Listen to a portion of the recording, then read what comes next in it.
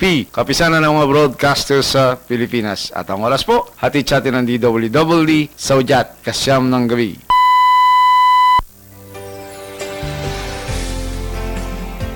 Nay! Nanay!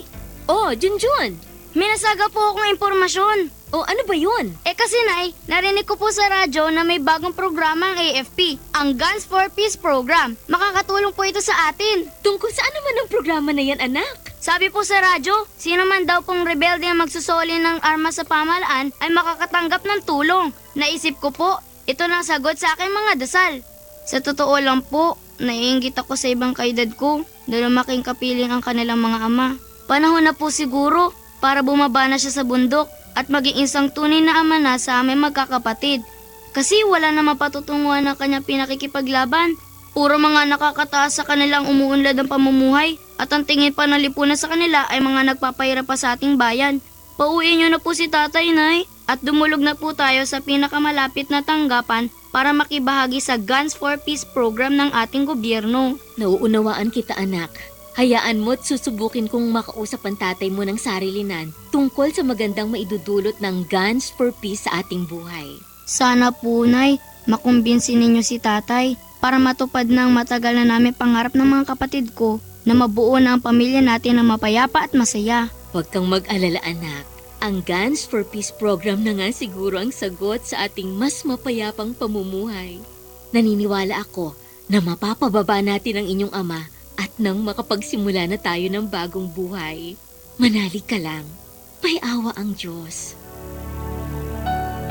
Ang Guns for Peace program ay isang programang pangkapayapaan at pangkaunlaran ng ating pamahalaan. Inaanyaya ng lahat ng rebelde na iwanan na ang armadong pakikibaka. Makipag-ugnayan lamang sa pinakamalapit na tanggapan ng Armed Forces of the Philippines. Umaaari ding tumawag sa 0917-403-3341. Sapagkat sa bawat armas na isinauli, hindi lamang ayuda ang maiuwi, pati kapayapaan sa Pilipinas mananatili.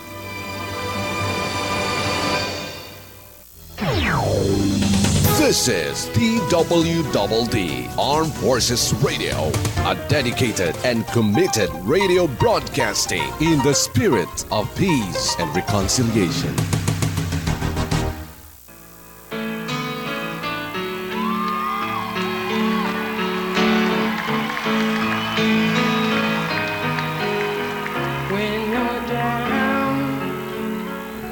Sa bawat paglipas ng araw, hatid ng pagsubok ng magkaminsan ay sumisira sa magandang pangarap. Ano man ang iyong pagkatao, noon at ngayon, huwag kang padadala sa mga pangyayari, sapagkat sa bawat balaki ng lumikha, kasama ka, kaibigan. Araw-araw, Lunes hanggang Biyernes, dito sa DWWD, Radyo Kawal Pilipino. Kasama ka, kaibigan.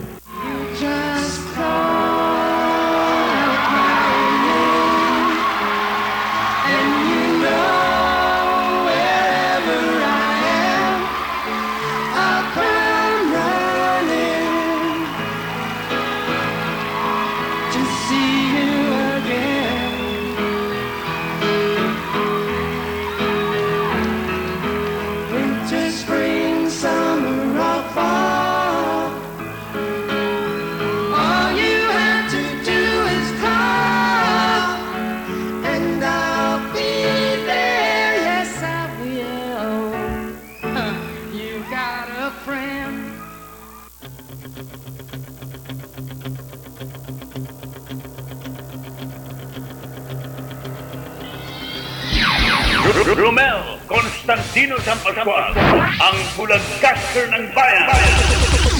Romel Constantino Sampascual, ang bulagcaster ng bayan.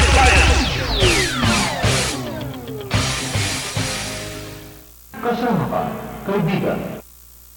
Okay, magandang gabi, Luzon, Visayas, Mindanao, Calacang, Maynila. Narito na naman po ang programang Kasama Ka, Kaibigan. Ang programa pong Kasama Ka, Kaibigan ay ang programa po ng Sundalo May K para sa bayan. Ito rin po ang programa na nagbibigay impormasyon sa 14 na batayang sektor na nakapaloob sa National Anti-Poverty Commission, ang NAPSI. Ang NAPSI po ay programa nating Pangulong Benigno Aquino III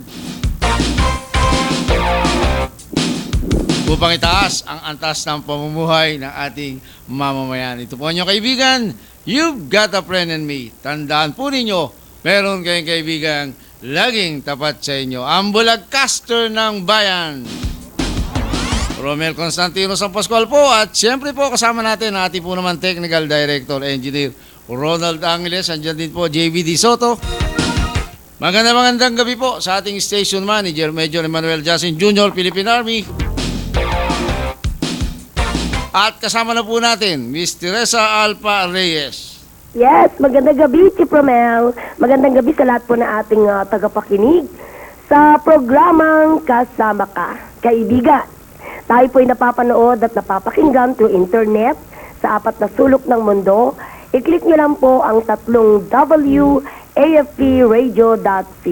Sa mga gusto po magmensahe, tayo po'y online sa Kasama Ka Kaibigan, Romel San Pascual at Terry Alpa. Sa mga nakikinig naman po sa radio, DWWB AM, 1134 kHz AM band. At sa mga gusto mag-text, magtanong, ang ating pong number is 0922-838-5996.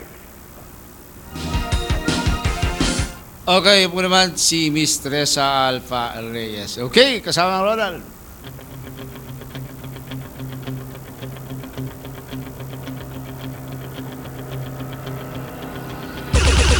Kapitan Makoy Tolentino, ang abogado ng bayan. Kapitan Makoy Tolentino, ang abogado ng bayan. Okay, ang ating pong abogado ng bayan, nandito na. Kapitan Makoy Tolentino, magandang evening. Magandang gabi po sa inyong lahat, lalo na sa ating tagapakinig. Ito po yung abogado ng bayan, si Kapitan Makoy Tolentino. Ang kaibigan ninyo sa hostisya. Problemang legal niyo po, sagot ko. Okay, magandang gabi sa lahat po. Ayan, kasama na po natin ang ating abogado ng bayan, Kapitan Makoy Tolentino. Ayan, ako, kita nyo ha.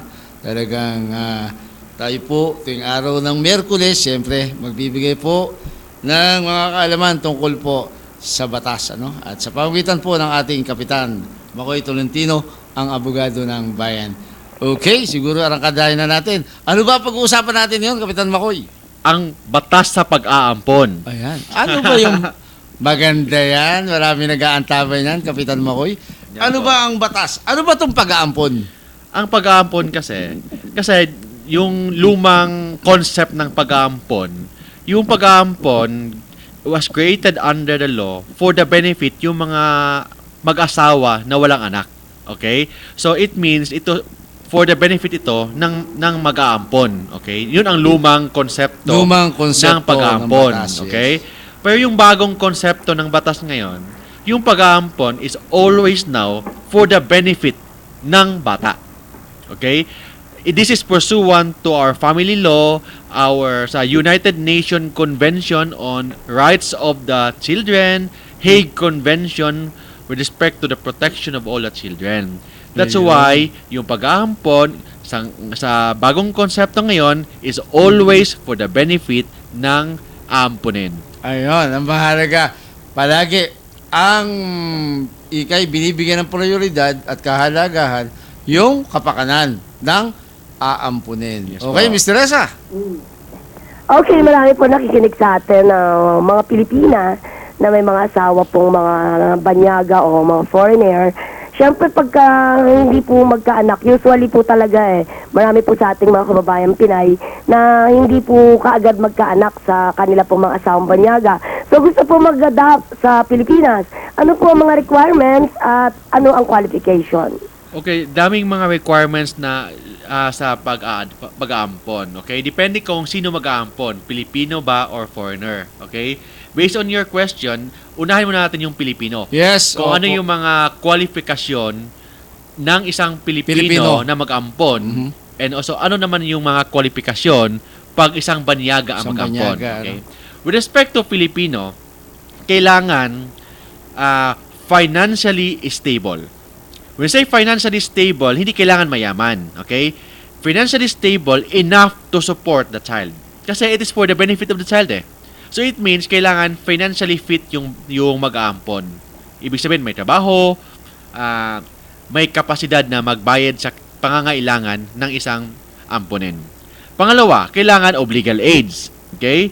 Pangatlo, kailangan morally fit, emotionally fit, and psychologically fit. Okay? Kasi kailangan, parang if gusto ka mag-ampon, parang nag-a-apply ka ng trabaho. Okay? Kailangan morally fit ka, emotionally fit, and physically fit. mentally fit, psychologically fit, physically fit.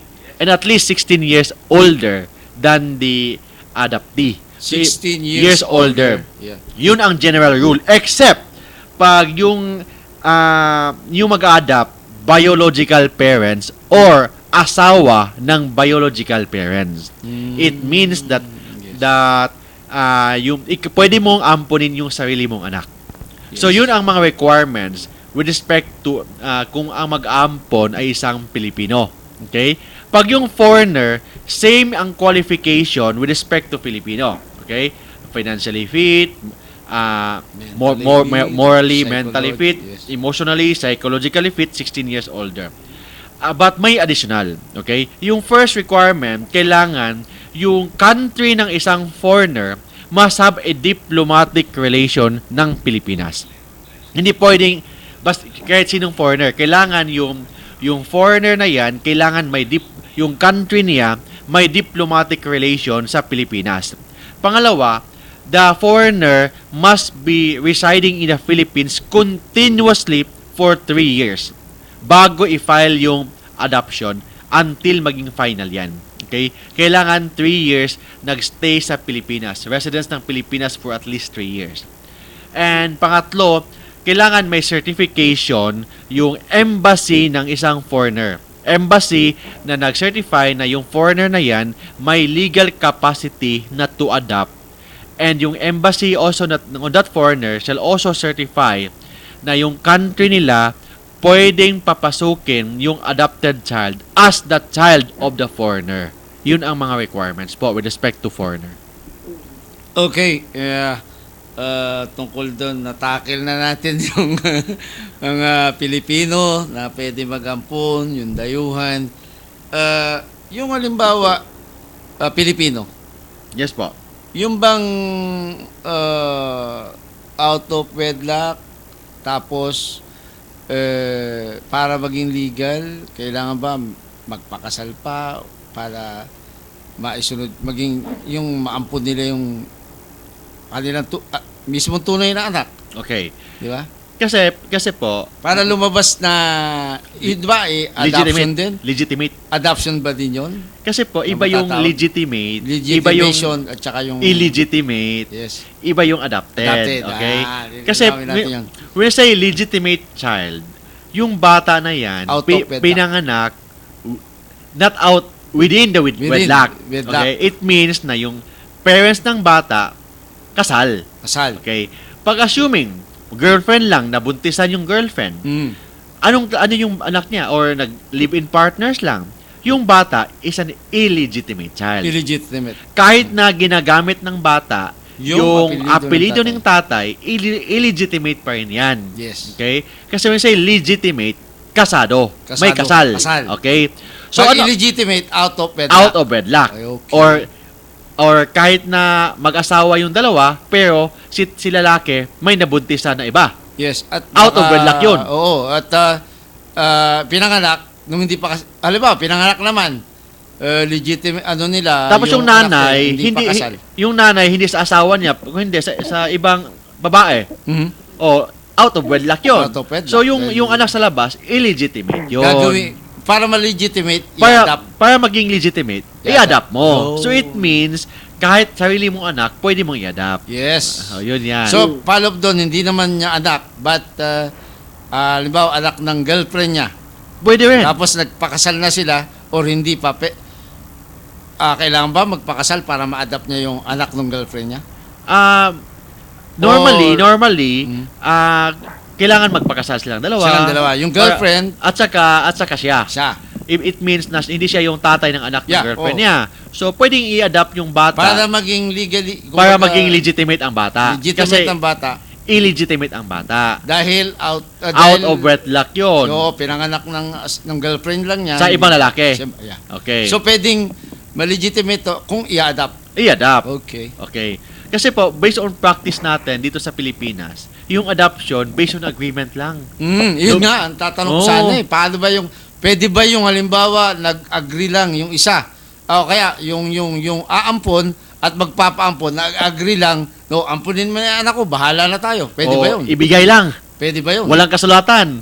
Or kahit may kasulatan, kahit pwede may, ba yun? hindi pwede yan. Ayun. Kasi ang adoption sa Pilipinas, judicial in nature. Mhm. When we say judicial, Dadaan sa lahat proseso. dadaan sa korte. Yun. Hindi dadaan ni kagawad, ni barangay captain, or ni kahit sino man. Okay? Kailangan dadaan sa legal na proseso. And yung legal na proseso, ang tawag doon, judicial process. So dadaan po tayo sa proseso ng korte. Yes, okay. At bigyan natin ng pagkakataon ng ating partner makapagtanong. Okay. Ang tanong ko naman kasi nangyayari po ito sa hospital po sabay ng anak, hindi sinasadya nagkapalit ng baby. Tapos nung lumaki, tsaka lang nila na-discover. Paanong proseso po yun para magkapalit muli sila ng mga tunay nilang anak? Ang tawag doon, hindi siya matatawag na adoption. Hindi. Okay? Kasi yung birth certificate, pag hindi na sinasadya, nagkapalit, so walang criminal liability yan. Okay? That's purely negligence on the part of the hospital. Ganon.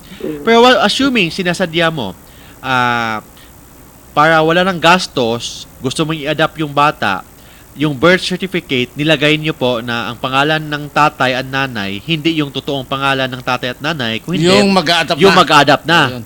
So, Anong problema dito, attorney? Pagka ganyan, Kapitan Makoy? hindi adoption yan.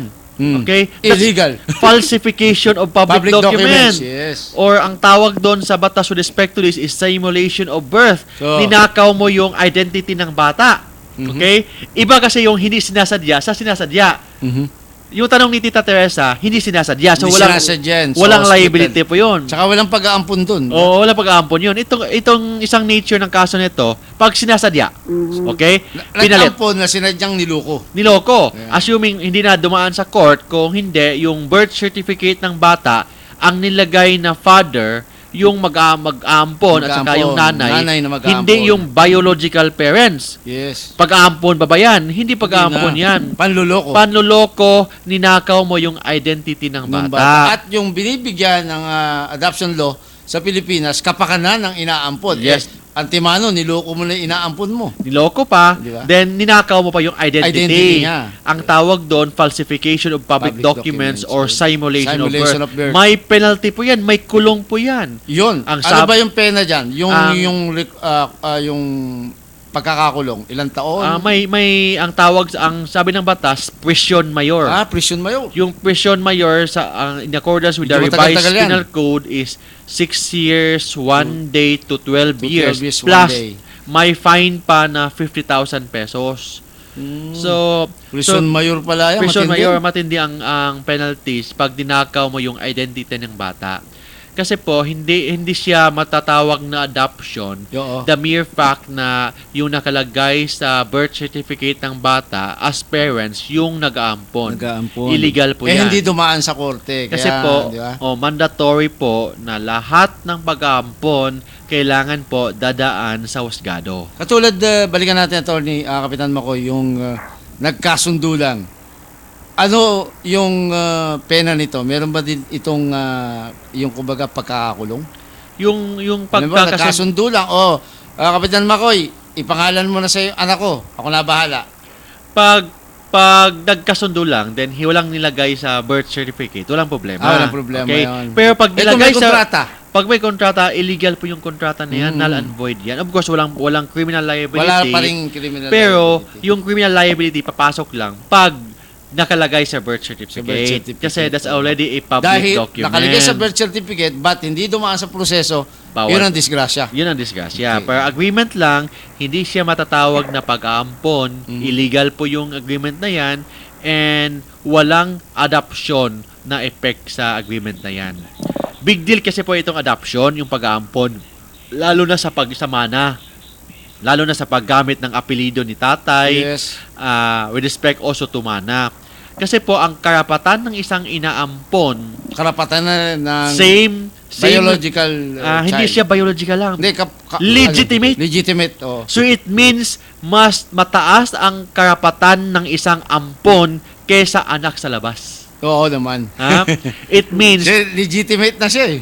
opo, legitimate kasi. So yung pag-ampon, ang effect nun, legitimacy.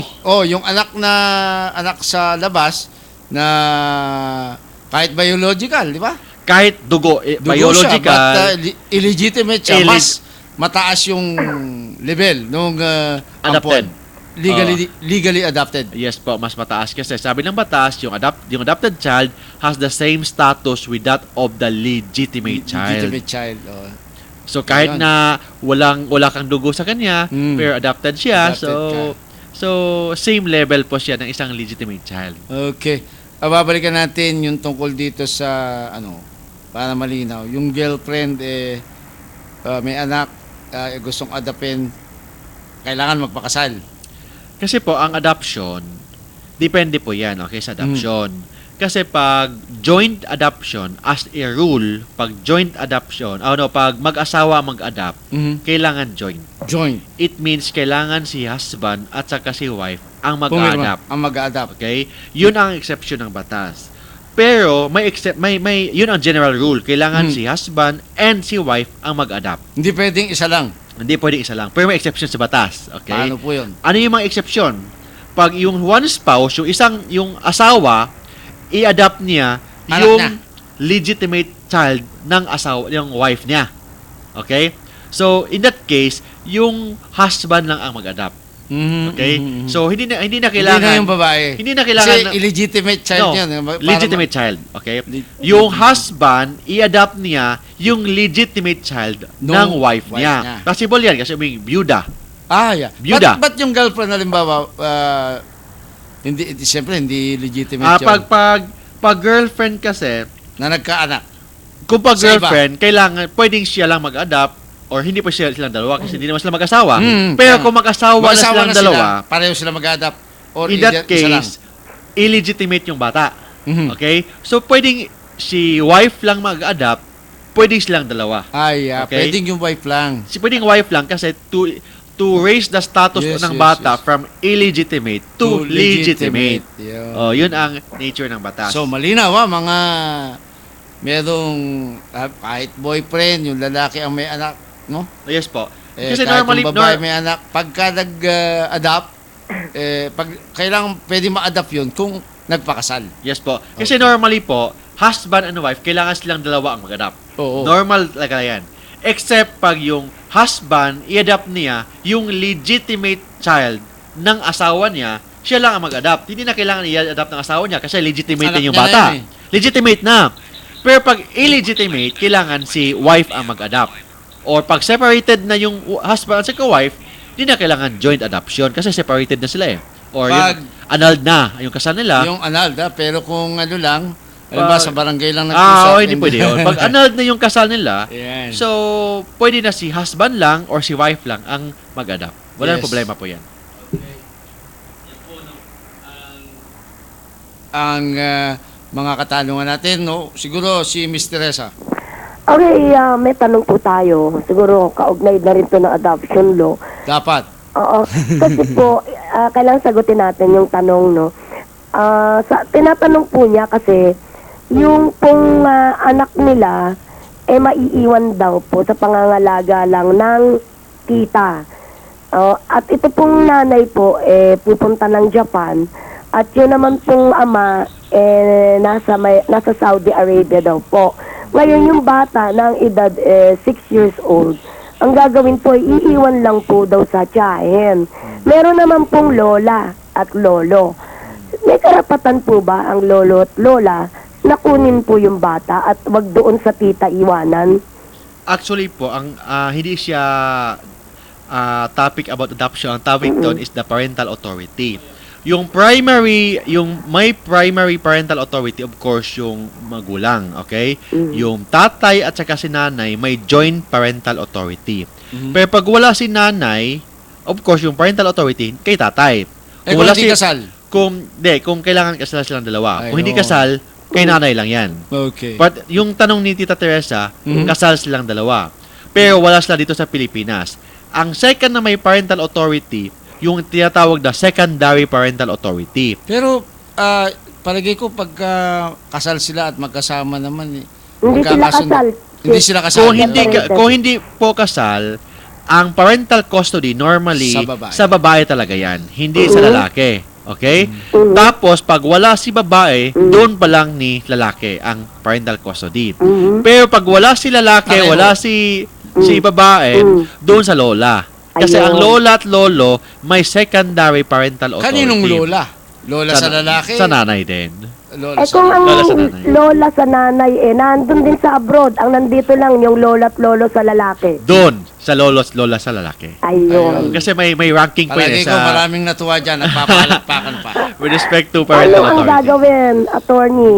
Magpapile Magtungo ba? kay Atty. Kapitan Makoy Tolentino. Of course, at yung unang gagawin nila is maghanap sila ng magaling na abogado. Mhm.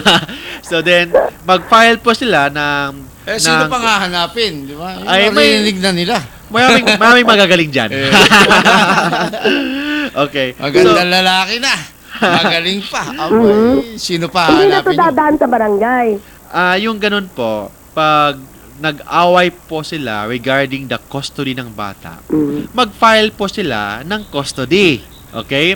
So, file sila ng petition for custody. Yun lang ang gagawin nila. Pero, or mag-file sila ng petition for habeas corpus. So, yun ang remedy na gagawin na sa court, hindi sa barangay. As a follow-up question, ito po ba ini-entertain sa PAO? Yung PAW, as what I've said in our previous episode, priority nila criminal cases. Criminal cases. Pero pag yung mga nakademanda, di ba? mga criminal na cases. Pero pag may available lawyers sila, ina-accept naman nila yung mga civil cases like yung mga family cases like custody, annulment, pero hindi nila priority yan. Yung priority Yes, nila is the criminal criminal cases. Unfortunately, kulang po yung PAW lawyers natin. Marami yung kaso, hindi kakayanin ng PAW lawyers na tatanggap na kahit anong kaso. Okay. Thank you so much daw, Captain Attorney McCoy. Yes, welcome. I hope na magkita kami soon. Okay. Number. Ayun, may Facebook tayo, may Ay, Facebook pa-add page. natin. I will sasabihin ko yan mamaya bago matapos yung programa natin ngayon. Okay, kinig ka at wag kang aalis at mamaya i-announce ni Captain McCoy. Okay. Okay. Palagi ko, magpapakilala muna tayo ng ating po namang himpilan.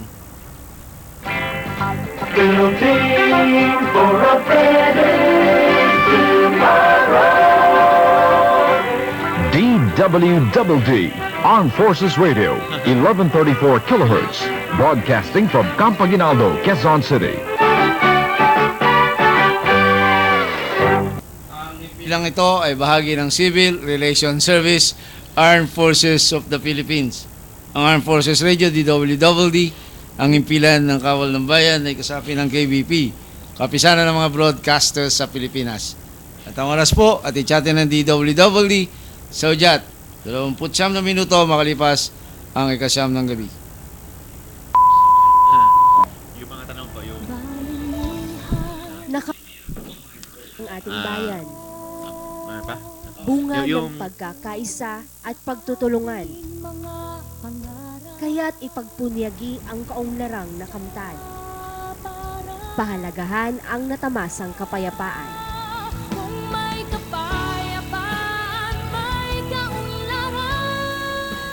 Makipagtulungan, makiisa, at makipagbayanihan.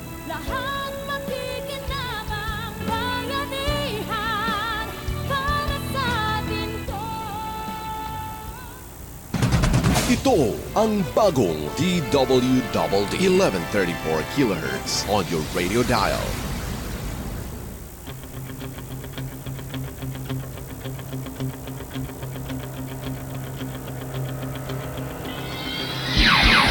Romel Constantino Sampascual, ang bulagcaster ng bayan.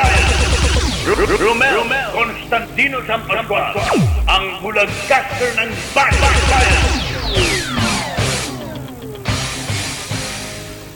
Okay, magandang gabi sa inyo po at tayo nasa ikalawang yugto na ng ating palatuntunan. Kasama ka kaibigan, siyempre, araw po ng Miyerkules, kaibigan ko sa Hustisya. At kasama po natin,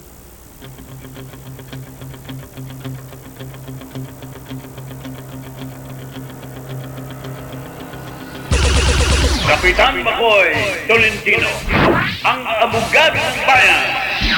Kapitan Makoy Tolentino, ang abogado ng bayan. okay, Kapitan Makoy. Yes po, magandang gabi po sa inyong lahat, lalo sa ating mga kaibigan. Ito po ang abogado ng bayan, si Kapitan Makoy Tolentino, ang kaibigan ninyo sa Hustisya. At siyempre, ang ating partner. Ay, tiga nyo talagang dalawa. Ang galing. Saludo mga tagapakinig natin sa ating pong bulagcaster ng bayan at Kapitan Makoy. Okay, ito po ang kanilang partner, Teresa Alfa Reyes, ang beauty na sexy pa. Ayan, gagawa din tayo ng ang beauty na sexy pa. Wag, baka merong umagent. Okay, wala silang magagawa. Oras natin. Okay, di ba? Okay. At yan, ang ating katanungan naman tungkol dito sa pag-ampon, ano? Yung halimbawa po, Kapitan Makoy, inampon ko si Juan. Yung kanya bang mga kapatid kasama doon sa inampon ko? Yung adoption po, yung relationship is exclusive. It means yung adoption, it will only create relationship between the adopter and the adoptee. It means yung inampon at saka umampon.